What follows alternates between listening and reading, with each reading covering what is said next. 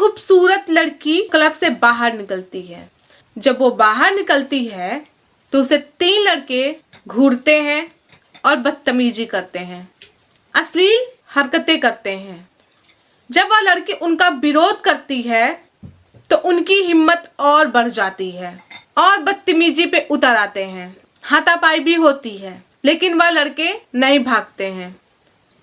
तभी उसी disco club से एक लड़का बाहर निकलता है और वह ये सब देखता है और तुरंत भागा भागा जाता है और वह तीनों को सबक सिखाता है, डराता है, धमकाता है, झगड़ता है। तब वो तीनों भाग जाते हैं और वह लड़की ये सब देख के बहुत खुश होती है, अट्रैक्ट होती है। उसे बहुत अच्छा लगता है कि मुझे हीरो बचाने आ गया। फिर उन दोनों की दोस्ती होती है, बातचीत होती है। बातचीत करते करते उस लड़के को पता चलता है ये कोई ऐसी वैसी लड़की नहीं है, यह एक स्टार है। वो फिल्म में काम करने वाली एक हीरोइन है। दोनों ने एक दूसरे का नंबर लिया और दोस्ती और बात इतनी गहरी हो जाती है कि इसका कल्पना भी हम नहीं कर सकते कि आगे इसका क्या कारण है या क्या बात हो सकती है। तभी उसी वक्त एक हत्या भी होती है और उस हत्या से पुलिस आती है, छानबीन करती है। तब उन्हें एक डायरी मिलती है। उस डायरी में कुछ ऐसा लिखा होता है जिसे सुन के लोग दंग रह जाते हैं। उस डायरी में लिखा होता है कि मेरी हत्या होने वाली है और ये 2 साल पहले से ही उसने लिख दिया था।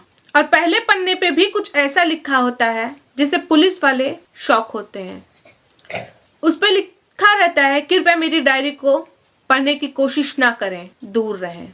तो आइए जानते हैं उस डायरी की हकीकत, उस डायरी की वारदात, उस डायरी की कहानी, उस डायरी की सच्चाई। आखिर उस डायरी में किसने, क्यों और कब लिखा था। आदाब, नमस्कार, सत श्री अकाल। मैं हूँ पूजा, लेकर आई हूँ आपके लिए एक सच्ची घटना। तो यह कहानी है दिल्ली की बाहरी क्षेत्र बबना, कुंडली, सोनीपत, हरियाणा के आगे एक रास्ता है जहाँ बहुत सुनसान पड़ता है। दयाल कर्मी पोस्ट कर्म, वहाँ आसपास बहुत सन्नाटा था। वहाँ पे कोई आता जाता नहीं है। एक गाड़ी वाला जा रहा था। उसने एक खून से लथपथ एक औरत को देखा और वह उतरा, चिल्लाया, हेल्प के लिए बुलाया, लेकिन वहाँ कोई आता जाता नहीं था। सुनसान इलाका था, किसी ने उसकी आवाज नहीं सुनी। उसको अपनी गाड़ी में डालता है और चलते चलते ही उसका बैग भी उठाता है। उसको हॉस्पिटल लेके जाता है, एडमिट करवाता है। आईसीयू में एडमिट होती है। तभी डॉक्टर बाहर आते हैं और बोलते हैं कि हम उन्हें बचा नहीं पाए, उनकी डेथ हो चुकी है, आपने लाने में थोड़ी देर कर दी है। पुलिस आती है, उस बैग से आईडी निकालती है, उनके पति को इन्फॉर्म करती है, उनके घर वालों को इन्फॉर्म करती है। हॉस्पिटल में रोने का कोहराम मच जाता है, चीख पुकार होने लगती है। पोस्टमार्टम की रिपोर्ट आती है।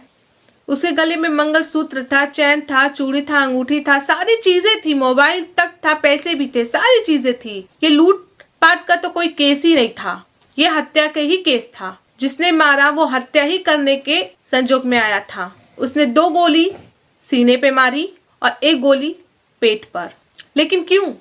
पुलिस वाले रिश्तेदारों के पास फोन करते हैं, जाते हैं, छानबीन करते हैं, कहीं कुछ नहीं पता चलता है। उस औरत का नाम था सुनीता, उनके पति अश्वनी।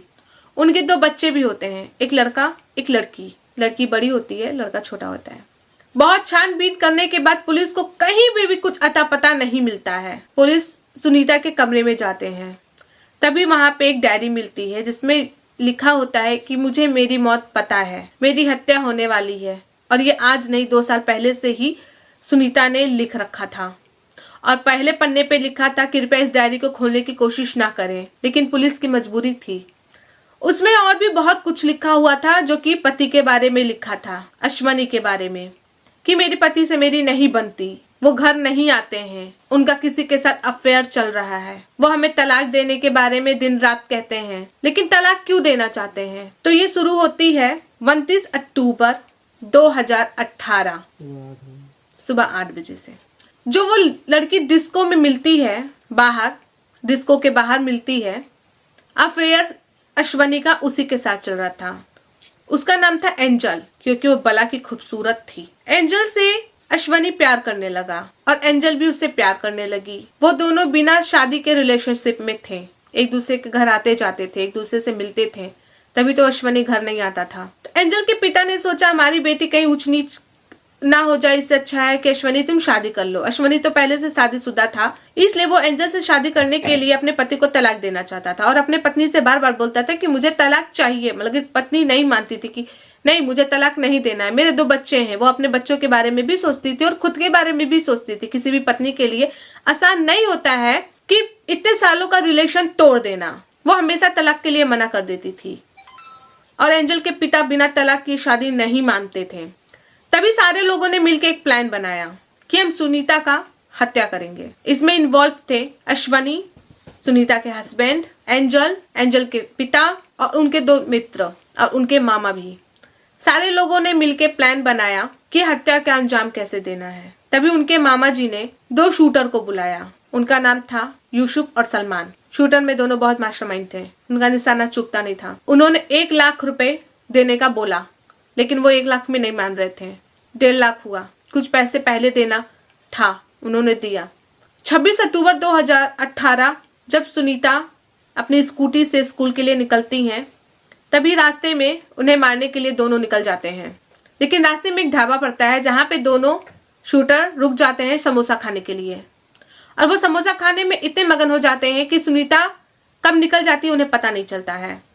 इसी तरह 27 को भी सुनीता बच जाती है। फिर हुआ 28 को यह अंजाम देना है। 28 को करवा चौथ होता है, जो कि सुनीता बाहर निकलते ही नहीं है। यह अंजाम दिया 29 को।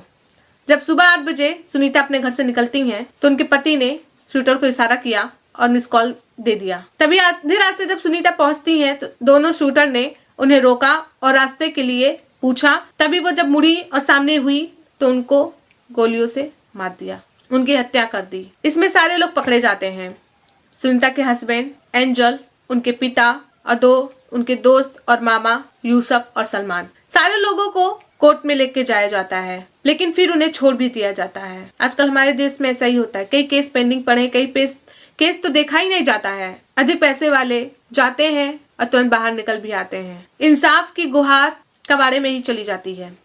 इस घटना को मैं तो सुनीता को ही दोषी मानती हूँ। उसका गवर्नमेंट जॉब था, टीचर थी, अपने दोनों बच्चों को अच्छा फ्यूचर दे सकती थी। अगर वो तलाक दे दी होती तो आज सुनीता हमारे बीच होती। तो इस कहानी से आपका दिल दुखाना नहीं था। और अगर आपको ये कहानी बहुत अच्छी लगी हो या फिर अच्छी लगी हो तो लाइक, कमेंट, सब्सक्राइब जरूर करें। बेल आइकन को टच करके नोटिफिकेशन जरूर ऑन कर लें। और आपको नेक्स्ट वीडियो में जरूर मिलते हैं। तब तक के लिए जय हिंद, जय भारत, नमस्कार।